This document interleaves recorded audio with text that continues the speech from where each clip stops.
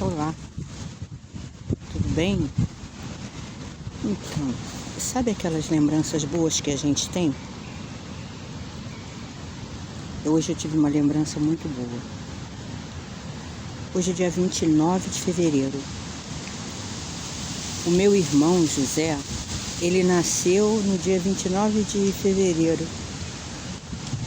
Mas ele teve que ser registrado um outro dia, porque senão ele só faria anos de 4 em 4 anos. E ele era uma pessoa espetacular, sabe? Nosso pai adoeceu e faleceu. E ele, com 14 para 15 anos, ele teve que ir trabalhar para ajudar em casa. Eu também, porque nós dois éramos menores. E foi uma parceria muito boa, além daquela que nós já tínhamos, né? Porque fomos os dois que ficaram, os outros irmãos se casaram, foram fazer suas famílias, né? E nós éramos muito parceiros. Ele, inclusive, era motociclista também. Ele também tinha moto. E nós éramos muito amigos. Com a morte do nosso pai, nós ficamos mais amigos ainda, mais unidos ainda. Esse meu irmão José era uma pessoa maravilhosa, sabe? Era amoroso, divertido, sério, muito dedicado ao trabalho, porque ele tinha que trabalhar, né, para ajudar em casa. E eu sempre ficava considerando isso. Poxa, meu irmão com 14, 15 anos, tão jovem já trabalhando, né? Então eu me animava de trabalhar também e ter compromisso para poder ajudar em casa. Que minha mãe dizia, da porta da rua para fora, ninguém precisa saber o que nós estamos passando, né? O que nós passamos é da porta da rua para dentro. Tanto na nossa vida também. Dentro do nosso coração, nós é que sabemos o que está se passando. Para fora não interessa as outras pessoas. Não interessa mesmo. Principalmente se forem algumas feridas, né? Que os abutres chegam aonde tem carne estragada. Então, se você de repente se abrir as suas feridas para as pessoas, algumas pessoas não vão te acolher. Elas vão zombar, rir e podem até se aproveitar dessas feridas, dessas situações, para ter uma munição contra você. Mas o meu irmão José, infelizmente, ele faleceu com 21 anos.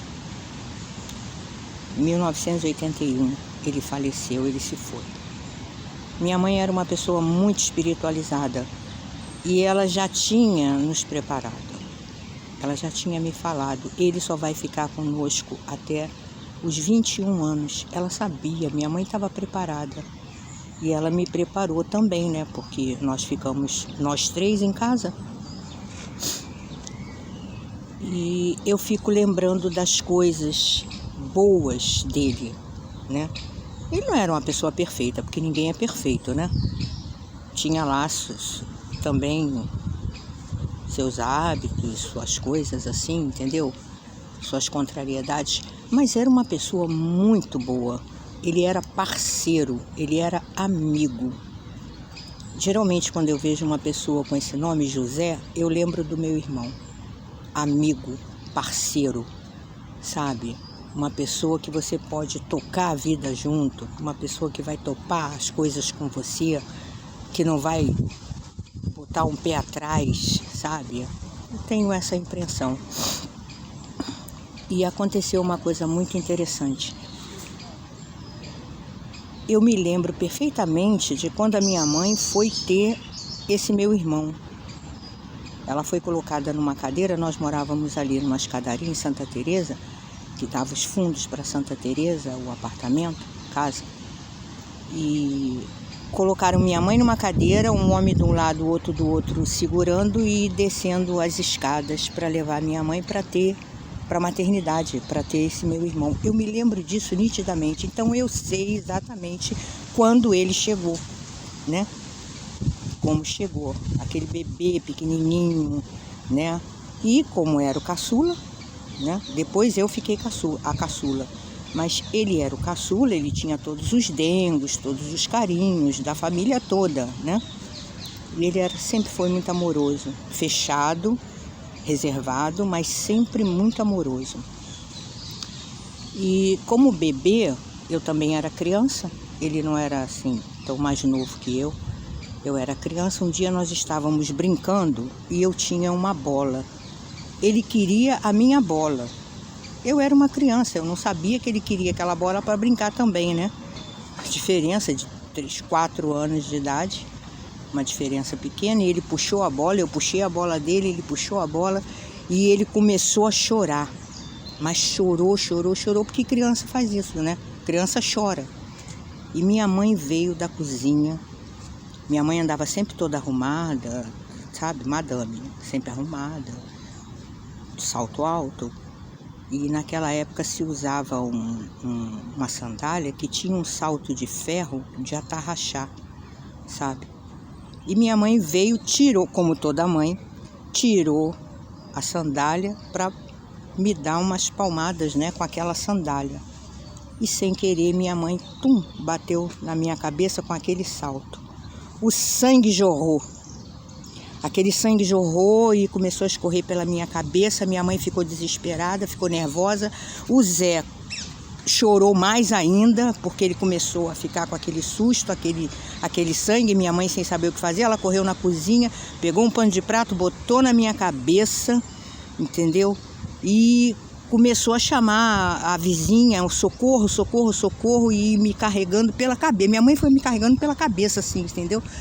E hoje eu fico rindo, né? Mas foi uma coisa... E eu parada, estatelada, porque eu também não sabia nem o que estava acontecendo.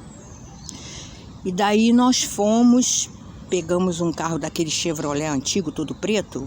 Eu me lembro perfeitamente dessas coisas, eu tenho uma ótima memória. Então, pegamos o carro, fomos para o Hospital Souza Aguiar. E lá eu fui atendida. Eu levei 12 pontos aqui na cabeça, bem no centro da cabeça.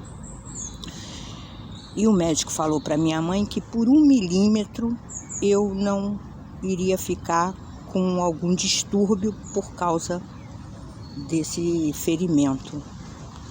Fizeram um curativo, rasparam minha cabeça, fizeram um curativo na minha cabeça com os esparadrapos e tudo. Parecia que eu estava com um quipá na cabeça, sabe? Aquela coisa branca. Muito engraçado depois, né? Eu agora me lembro, eu fico rindo. E eu tinha que ir para a escola com aquele... Devia ter uns 5 para 6 anos, qualquer coisa assim. Eu tinha que ir para a escola, não me lembro bem, ou para a creche, não sei, com aquele curativo na cabeça. Daquele dia em diante, embora o meu irmão fosse muito pequeno, um bebê, ele sempre olhava para mim e parece que ele lembrava daquele acidente, sabe? Daquela coisa que tinha acontecido. E eu fui ficando boa e fui falando para ele que não foi nada. E ele sempre ficou, poxa, por minha causa, você quase morreu, quase ficou deficiente. Eu não fiquei, né? Eu sou um pouco doida, mas não tão doida assim, de doideira, de doença mesmo. Então, ele ficava sempre com aquilo. E eu não sei, eu acho que ele ficou com um pensamento, né, de me proteger. E ele estava sempre me protegendo. Embora ele fosse mais novo, ele estava sempre me protegendo. Olha, você não faz isso, você não vai aqui, você não vai ali, não vai acolá. E minha mãe também. Eu acho que eles ficaram tipo com uma dívida comigo. Um absurdo, né? Porque criança é levada, criança pronta. Mãe sempre pega um chinelo para bater nas crianças. Agora não. Agora tudo dizem que não pode bater. Mas a gente, na minha época, a gente apanhava mesmo, entendeu? Para tomar um rumo. A mãe falava sério, falava alto, chamava atenção e até dava umas palmadas. Mas nunca mais a minha mãe me tocou para bater, nunca mais. Tamanho foi o incidente. Interessante que no hospital o médico perguntou, mas como que você conseguiu fazer isso? O que você fez? Eu olhei para minha mãe e, embora eu fosse pequena, eu pensei, se eu falar, vão prender minha mãe. minha mãe vai presa. Então eu disse, eu bati com a cabeça na máquina de costura da minha mãe. Dei aquela desculpa, né? E minha mãe respirou aliviada. Então eu livrei minha mãe de uma grande responsabilidade. Meu pai era da justiça, eles chamaram meu pai no hospital, ele teve que assinar os documentos e tudo. Mas muito interessante isso.